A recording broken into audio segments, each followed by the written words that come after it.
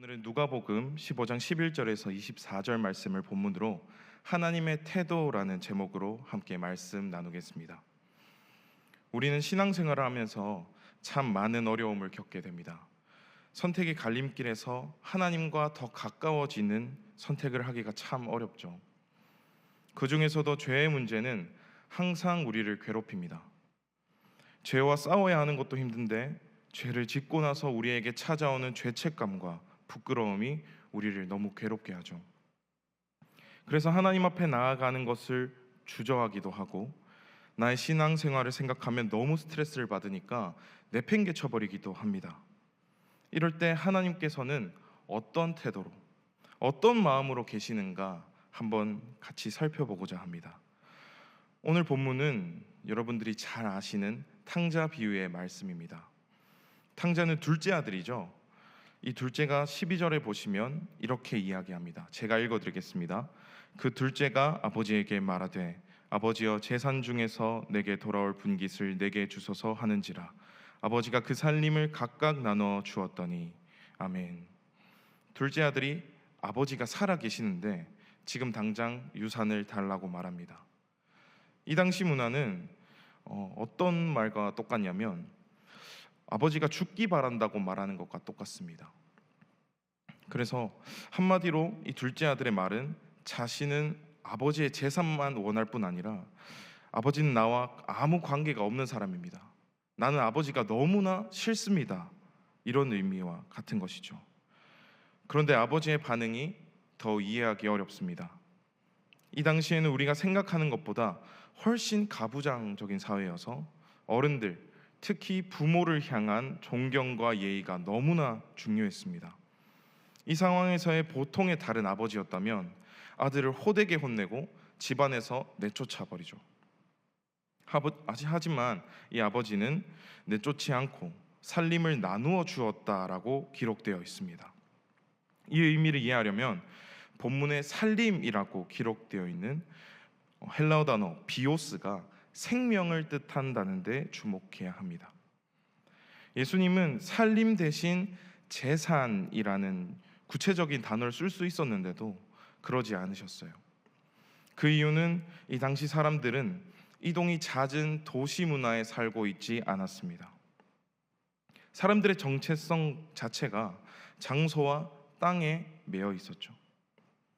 그래서 땅의 일부를 잃으면 곧 자아의 일부를 잃고 지역사회 내에서 지위가 잘려나갔습니다. 그런데 둘째 아들은 이 문화를 몰랐을까요? 알고 있었습니다. 이 아들이 아버지에게 요구한 것은 아버지의 목숨을 찢어달라고 한 것이죠. 그만큼 아버지가 싫고 나와는 관계가 없는 사람이다 생각했기 때문입니다.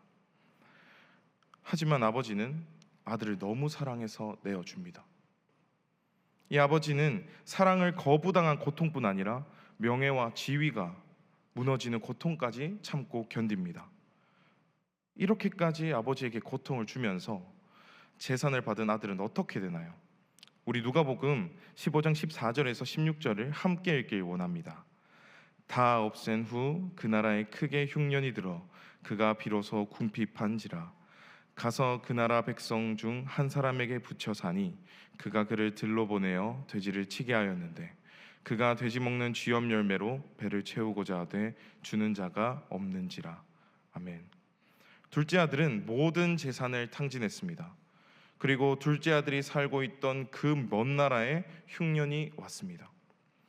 가진 돈은 다 떨어졌고 흉년이 드니 물가가 폭등하고 민심은 악해져 갔을 것이며 자연스럽게 돈을 다 써버린 이 아들은 먹을 것을 구할 수가 없었을 것입니다.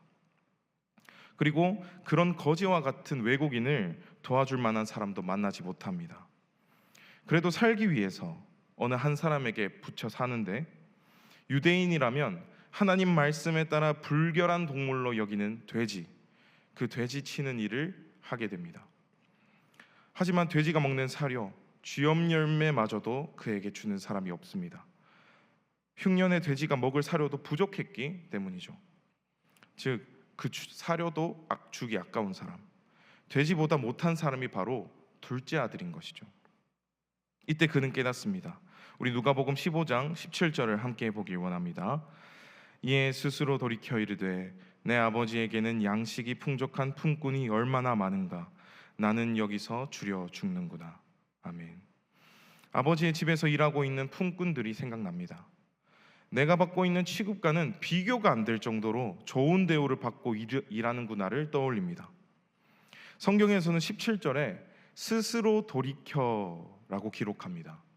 쉽게 말해 자기의 잘못을 뉘우쳤다는 것입니다. 그런데 둘째 아들은 이것을 언제 깨닫습니까?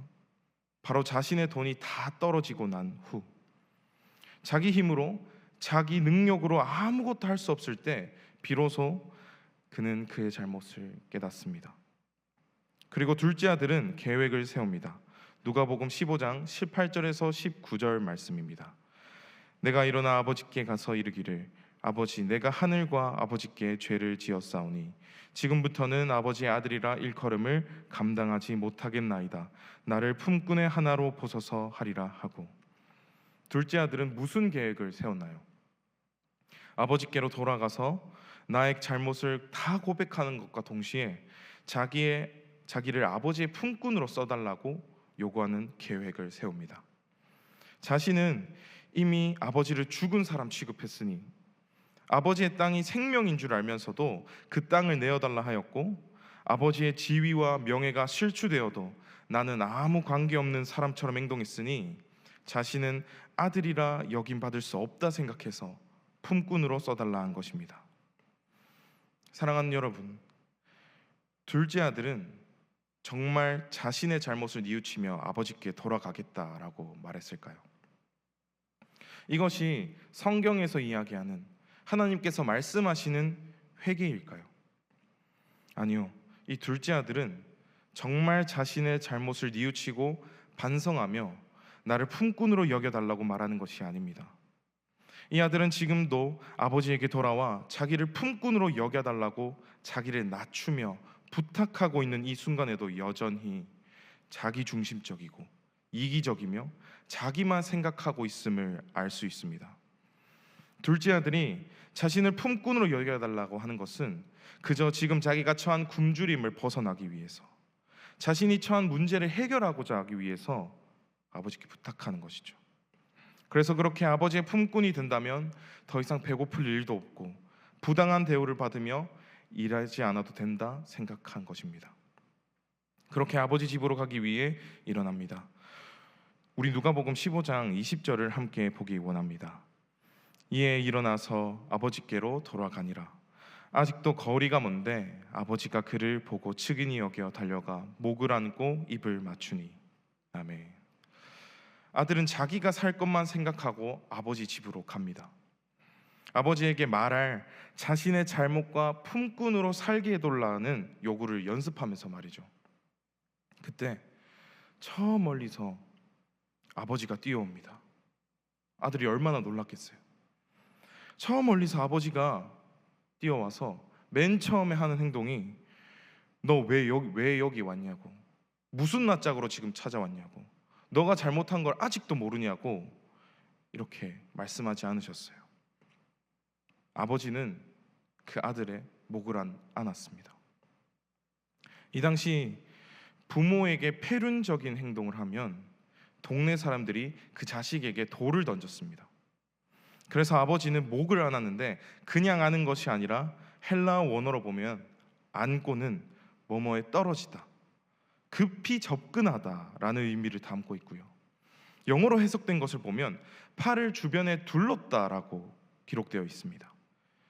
이 의미는 아들이 돌에 맞을까 봐 아들에게 떨어지는 것처럼 급히 달려가서 자신의 품에 아들의 얼굴과 몸을 최대한 가리는 것이죠. 내 아들을 보호하기 위해서. 욕을 하라면 나에게 하라고, 아들에게 돌을 던지겠다면 나에게 던지라고 온몸으로 아들을 막아주는 것이죠. 사랑하는 여러분, 아버지가 저 멀리 있는 아들을 어떻게 봤을까요? 이제 나에게 아들은 첫째 아들 뿐이다, 둘째 아들은 나에게 패륜적인 행동을 하였고 명예와 지위를 실추시켰으니 둘째 아들은 없는 아들이다 라고 생각한 아버지에게 그 아들이 보였을까요? 그렇지 않죠. 아들이 언제 오나, 내가 못 보는 사이에 오다가 돌을 맞으면 어쩌나, 이때쯤이면 오려나, 조금만 더 기다리면 오려나. 아버지는 언제나 아들이 오는 그 길을 바라보았기 때문에 저 멀리서 오는 아들을 볼 수 있었습니다. 이렇게 아버지가 기쁜 마음으로 달려와 아들을 안고 입을 맞춥니다. 그럼에도 아들은 마음을 바꾸거나 죄송한 마음이 들지 않습니다. 그저 자기가 연습해왔던 대로 아버지에게 말을 합니다. 누가복음 15장 21절에서 22절을 제가 읽어드리겠습니다.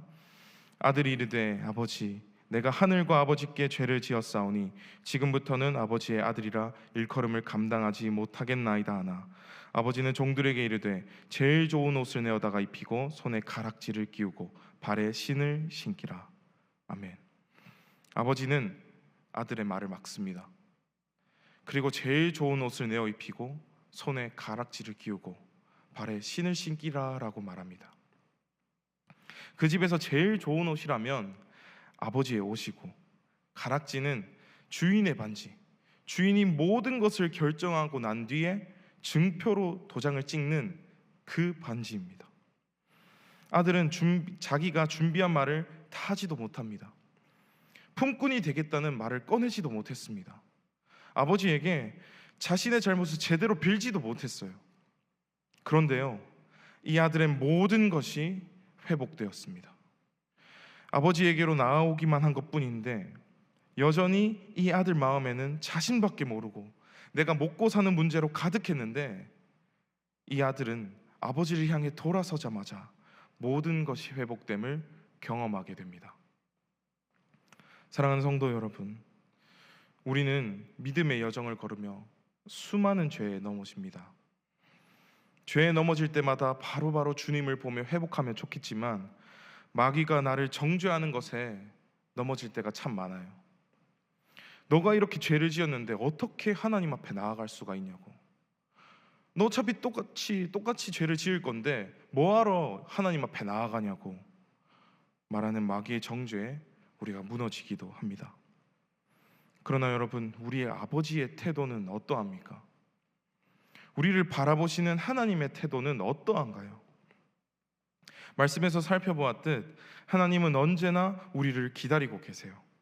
어떠한 체면도 차리지 아니하시고 밤이나 낮이나 내 딸이, 내 아들이 언제 오는가 기다리고 계십니다. 또 우리를 부끄럽게 여기지 아니하세요. 살펴보진 않았지만 오늘 본문 마지막 내용은 아버지가 아들을 위해 잔치를 엽니다.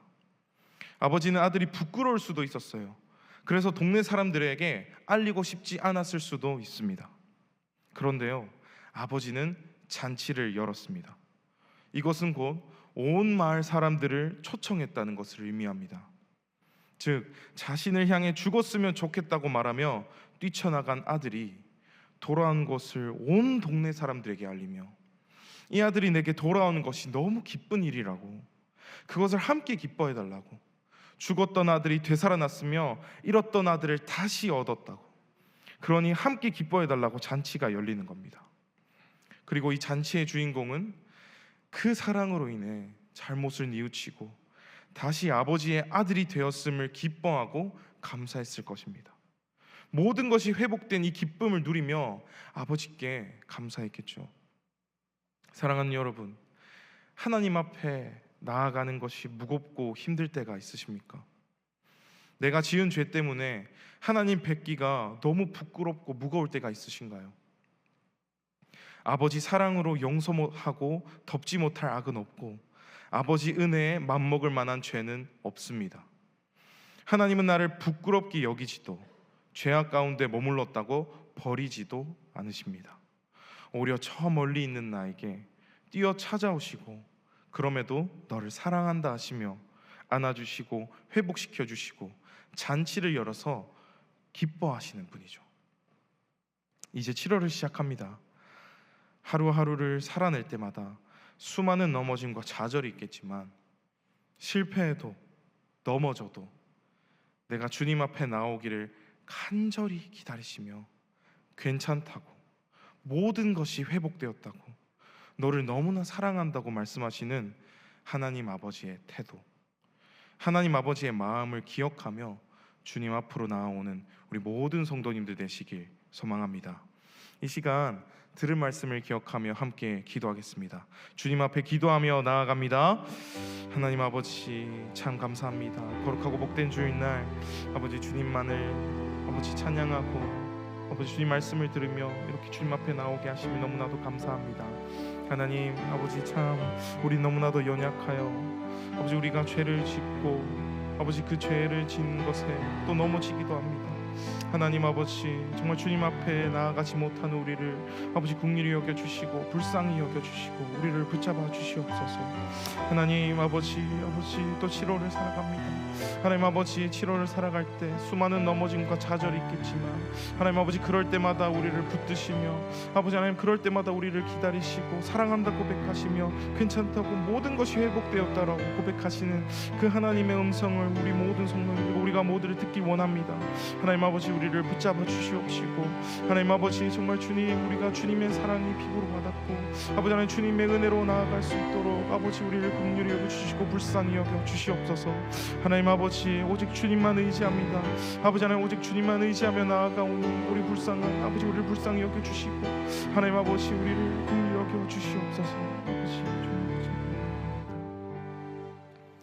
하나님 아버지, 참 감사합니다. 거룩하고 복된 주일 아침 일찍 주님 앞에 나와 말씀 듣게 하시니 참 감사합니다. 하나님, 나의 죄 때문에 아버지 앞에 나아가는 것이 부끄럽고 부담스럽고 무거울 때가 있습니다. 그러나 하나님, 나를 언제나 기다리시고 사랑해 주시며 그 넓은 품으로 나를 안아주시니 그 사랑에 힘입어 주님 앞에 나아갑니다. 하나님이 연약한 나를 불쌍히 여겨주시고 주님 앞에 나아왔을 때 모든 것이 회복됨을 경험케 하여 주시옵소서. 하나님, 내일부터 또 세상으로 나아갑니다. 하나님, 또 7월을 살아갑니다. 주여, 우리는 너무나 연약하오니 우리를 붙들어 주시고 죄악 가운데 넘어지더라도 실패하더라도 너의 죄를 봐라 라고 말하는 마귀의 정죄에 붙잡히지 않게 하시고 나의 아들을 봐라 라고 말씀하시는 하나님의 음성에 귀 기울일 수 있는 모든 성도님들 되게 하여 주시옵소서. 하나님, 그들의 가정과 일터와 삶 가운데에도 함께 하셔서 하나님이 나를 얼마나 사랑하시는지, 얼마나 기다리고 계시는지 피부로 와닿게 하시고 우리 마음 가운데 그 사랑이 넘치게 하여 주시옵소서. 주여, 주님만을 의지하며 나아갑니다. 감사합니다. 예수님의 이름으로 기도드립니다. 아멘. 주 예수 그리스도의 은혜와 하나님 우리 아버지의 한없는 사랑과 성령의 교통하심이 오늘도 말씀을 통해 하나님 아버지의 끊임없는 사랑과 은혜를 기억하며 한 주간 달려가겠노라 믿음으로 결단하는 주 앞에 머리 숙인 부강목장의 모든 성도들과 저들의 가정과 주님의 몸된 교회 위에 이제로부터 영원토록 함께 있을지어다. 아멘.